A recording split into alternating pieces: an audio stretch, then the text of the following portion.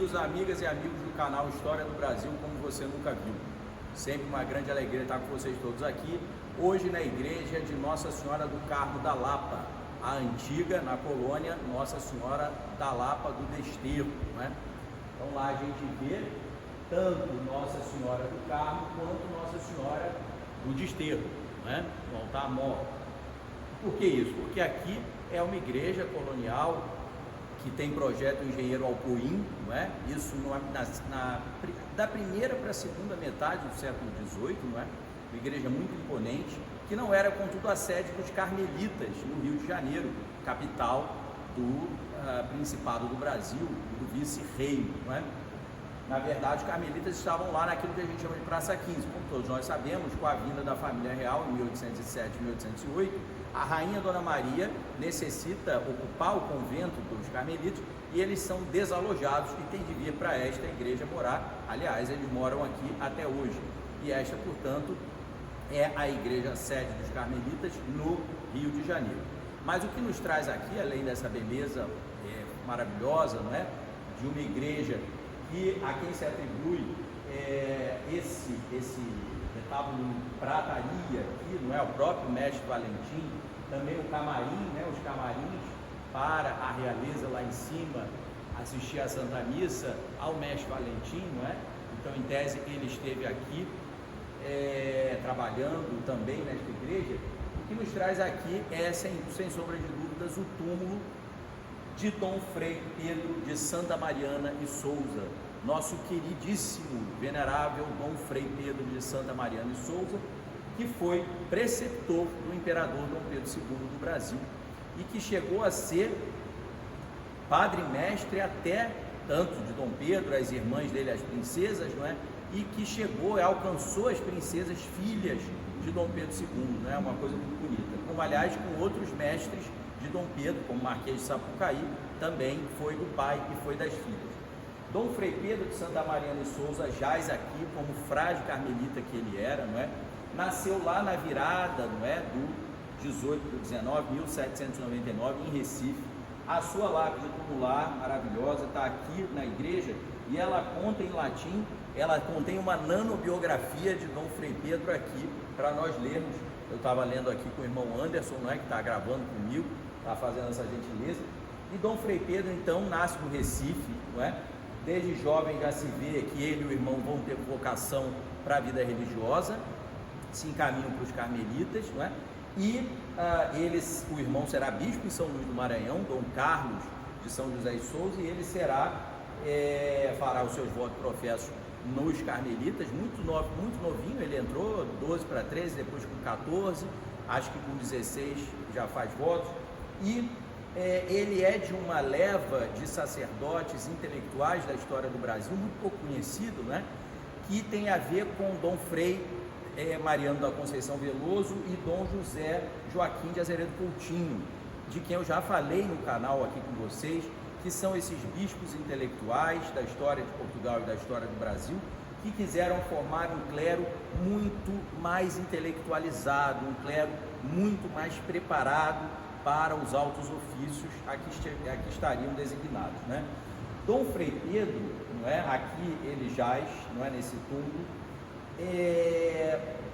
Ele foi, para vocês terem uma ideia, ele adorava a matemática, não é? Ele foi um matemático, não é? Então, ele queria fazer os estudos de matemática, não é? Quando foi para Portugal, se encaminhou depois dos estudos básicos no convento do Carmo de Recife, ele se encaminhou para Portugal e ele foi quis estudar na Academia Real de Marinha. Isso não era permitido a um frade, isso não era permitido a um religioso, pois ele conseguiu se matricular, não é?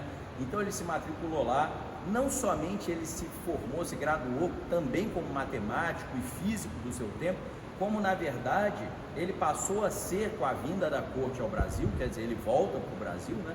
Ele passa a ser professor da Real Academia Militar do Rio, que na verdade é a que se transmigrou junto com a família real para cá. Então ele foi professor durante décadas da Real Academia Militar, não é? Que é até passada aí da AMAN, não é? A Academia das Agulhas Negras.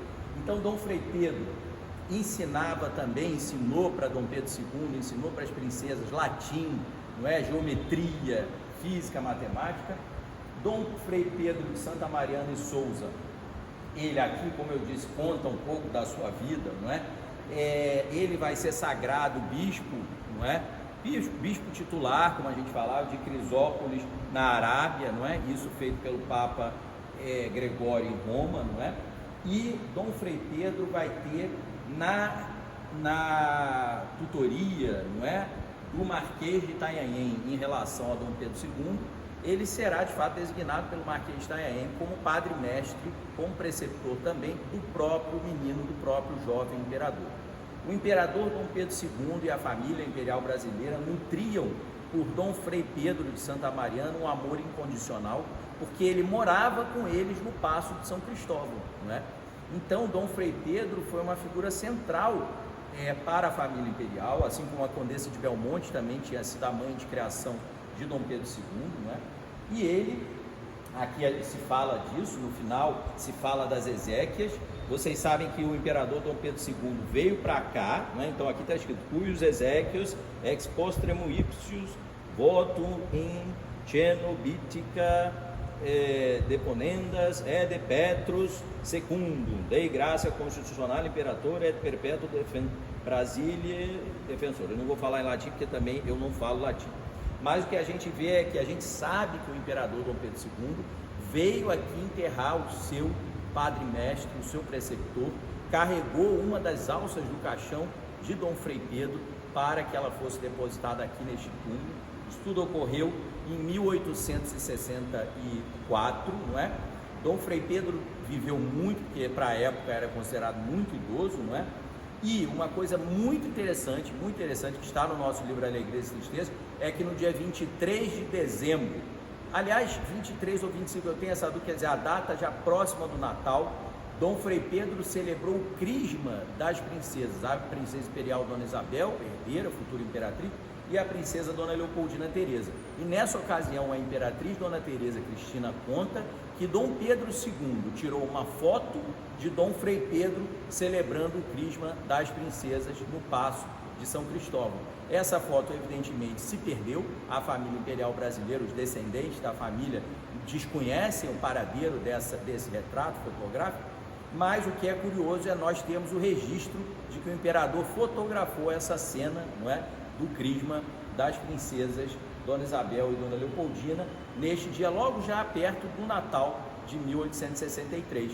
Em maio de 1864, Dom Frei Pedro morreu, já estava muito idoso, era um bispo, um sacerdote que, segundo a crônica do tempo, era humilde, não é? Passava pelos ministros sem ser notado, não é? Quer dizer, era uma pessoa, digamos assim, não tanto das luzes, não é? Apesar de ter sido um grande intelectual, né? Havia opositores, a gente sabe que tudo é política, então alguns ministros não gostavam dele, não é? Mas ele tentava passar um pouco desapercebido, mais humilde. O imperador tinha veneração por ele, naturalmente que isso passou a imperatriz Dona Teresa também, e as princesas Dona Isabel do Brasil e Dona Leopoldina Teresa do Brasil. Então aqui hoje é uma grande alegria para nós, nesta igreja histórica, mostrarmos o túmulo de Dom Frei Pedro e falarmos um pouco da sua vida e obra, que é completamente desconhecida. Quer dizer, nós não temos uma biografia, não é, publicada em grande volume de Dom Frei Pedro, não é? Vejam como a gente sempre fala aqui no canal, não é, da pobreza biográfica no Brasil, né? Nós não temos isso, nós precisamos disso, mas nós não temos. Mas hoje tivemos essa oportunidade ímpar de estar aqui e transmitirmos para vocês um pouquinho da biografia, da vida, obra e morte de Dom Frei Pedro de Santa Mariana e Souza.